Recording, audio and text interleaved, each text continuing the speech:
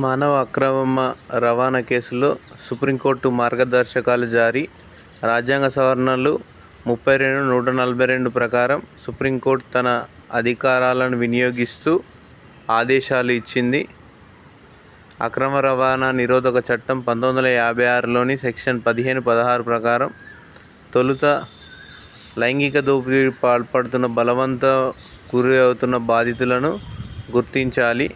రాజ్యాంగ అధికరణ 21 ప్రకారం బాధితులకు పునర్నివాస హక్కు, గౌరవప్రదంగా జీవించే హక్కు ఉంటాయి.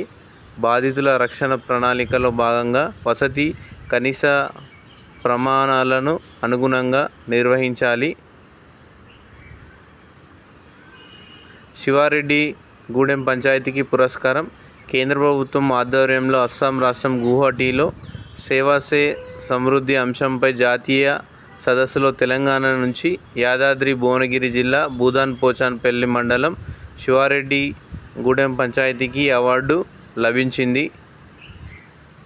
ఇరాన్ అమ్ముల పొదిలో ఆరాష్ బాణం, అమెరికా డ్రోన్ను కూల్చింది ఇదే. ఇప్పుడు భారతే మా ప్రాధాన్యం. తాత్కాలిక వాణిజ్య ఒప్పందం 99% కొలిక్కి, అవకాశాలు అపారం. 10 విశ్వసనీయ దేశాల్లో భారత్. 100 రైళ్లతో దక్షిణ కోస్తా జోన్ కార్యకలాపాలు. కీలకంగా లోకో షెడ్లు, వర్క్షాపులు, కోచింగ్ డిపోలు. విశాఖ కేంద్రంగా, ఒడిశాలోని భువనేశ్వర్ కేంద్రంగా ఉన్న తూర్పు కోస్తా రైల్వే జోన్కు చెందిన లోకోమోటివ్ నిర్వహణ అంతా విశాఖలోనే జరుగుతుంది. మాతా శిశు సంరక్షణలో మనం బేస్. 98.8 ఆసుపత్రి ప్రసవాలతో జాతీయ సగటు కన్నా మేటి. మహిళల్లో ఉభయకాయం, పురుషుల్లో మద్యపానం పెరుగుతున్నాయి వెల్లడించిన జాతీయ కుటుంబ సర్వే. 6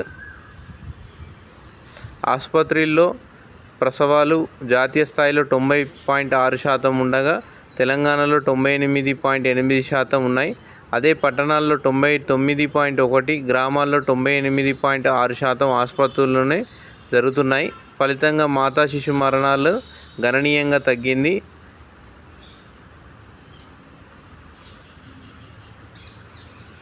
ఆయిల్ ఫామ్ సాగులో తెలంగాణకు అగ్రస్థానం.